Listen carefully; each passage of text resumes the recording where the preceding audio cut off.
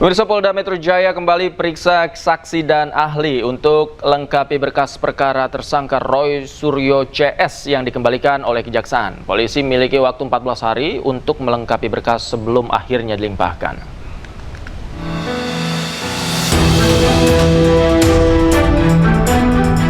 Polda Metro Jaya kembali periksa saksi dan ahli dalam kasus tudingan ijazah palsu dengan tersangka Roy Suryo CS. Pemeriksaan saksi dan ahli ini dilakukan usai berkas perkara tersangka Roy Suryo, Rismon Sianipar, dan Dr. T. Fauzia Tiasuma dikembalikan Kejaksaan ke penyidik Polda Metro Jaya. Bahkan menurut tersangka Roy Suryo, jika penyidik tidak bisa lengkapi berkas hingga dinyatakan P21, kasus ini bisa saja dihentikan atau SP3.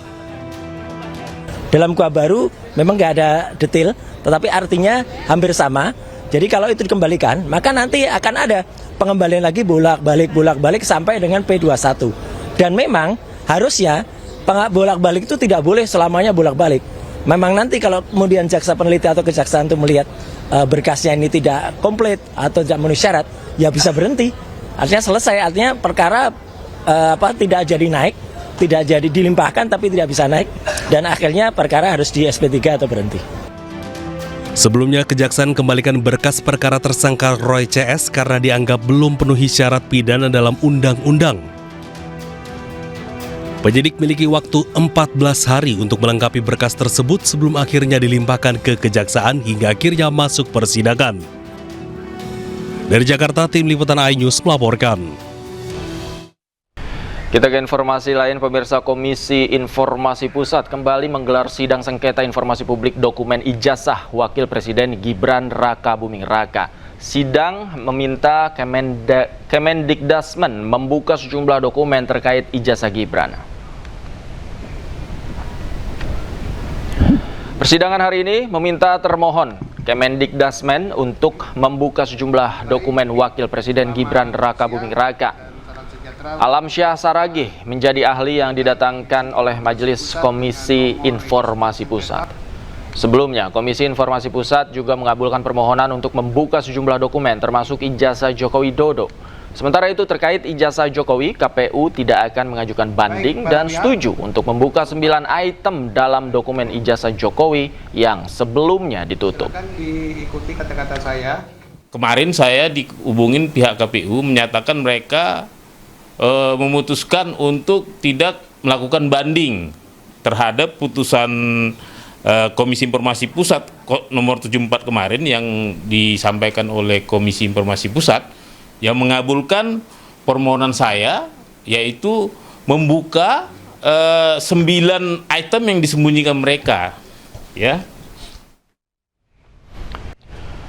Komika Panji Pragiwaksono kembali dijadwalkan menjalani pemeriksaan di Polda Metro Jaya pada Jumat mendatang. Pemeriksaan terkait materi stand-up komedi bertajuk Mens Rea.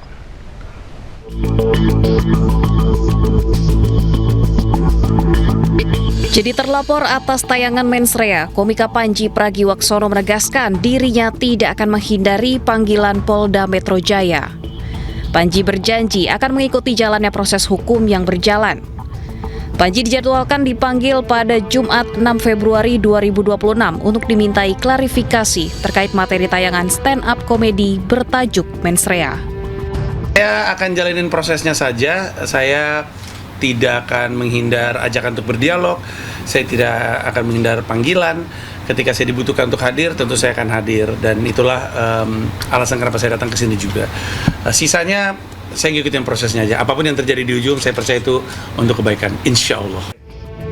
Sebelumnya, komika Panji telah mendatangi kantor MUI untuk bersilaturahmi dan berdialog mengenai tayangan Mens Rea. Panji yakin dari karyanya yang bertujuan hanya untuk hiburan akan berakhir baik. Tim Liputan iNews melaporkan. Kita ke informasi lainnya, pemirsa. Komisi Pemberantasan Korupsi menangkap pejabat Bea Cukai saat operasi tangkap tangan di Jakarta dan Lampung. Dari OTT tersebut, KPK menyita uang tunai dan emas sekitar 3 kg. Juru bicara KPK mengatakan selain menyita barang bukti uang tunai dan terdiri dari mata uang rupiah dan asing, KPK juga menangkap sejumlah orang di Jakarta dan Lampung.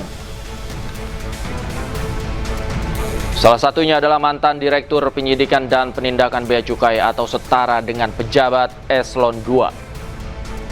Penangkapan diduga terkait dugaan korupsi impor.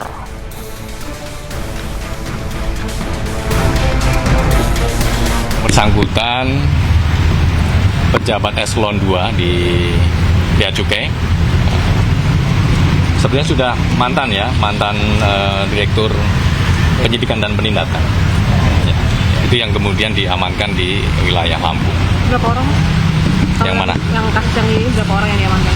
Ini ada beberapa orang yang diamankan dan ini teman-teman juga masih bergerak di lapangan, jadi nanti kita akan update perkembangannya.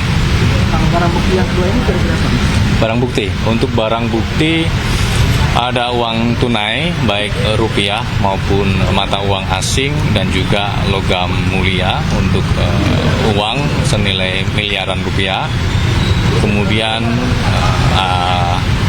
logam mulia itu ada mungkin sekitar 3 kg emas gitu.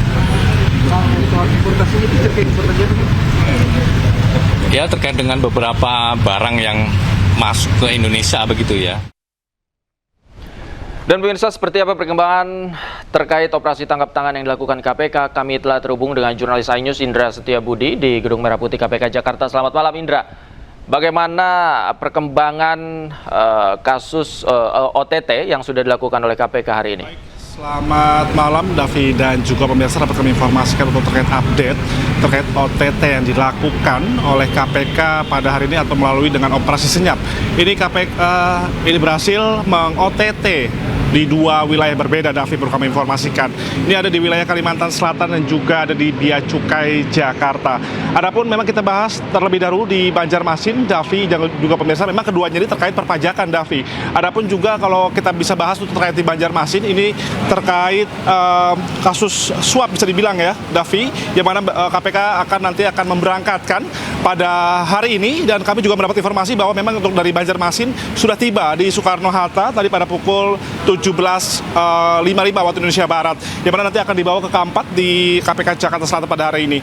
Namun kalau kita bahas untuk terkait OTT Bea Cukai, bahwa memang untuk pada pukul 3 sore tadi ini KPK berhasil sudah membawa sejumlah barang bukti, yang mana ini ada 3 kg emas mulia.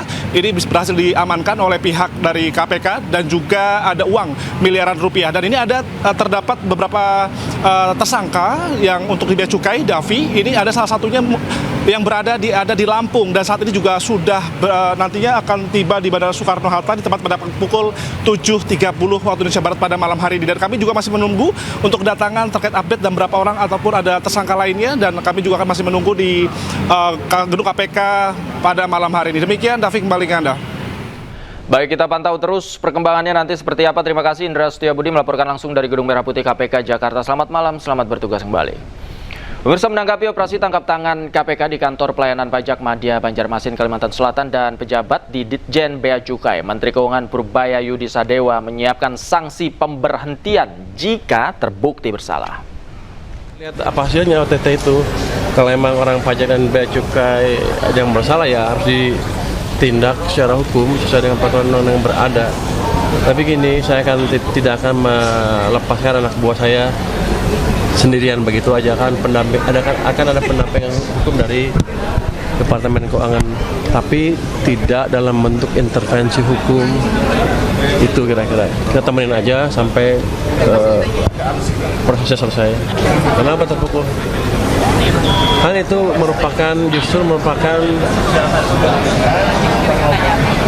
titik masuk untuk memperbaiki pajak dan bea cukai sekaligus. Kemarin kan bea cukai udah saya abrik, kan yang dapat yang dipinggirkan udah terdeteksi emang sebelumnya emang ada sesuatu yang ada di situ. Bukan rotasi, kalau saya nggak boleh mencet sih ya. Pak, tadi Bapak bilang nanti kita akan non-jobkan mungkin di tempat di pusat yang nggak ngapa-ngapain kalau terlibat. Tapi kalau itu boleh berhenti, nanti kita lihat. Kayaknya sih kalau terbukti salah bisa diberhentikan sekarang berhenti.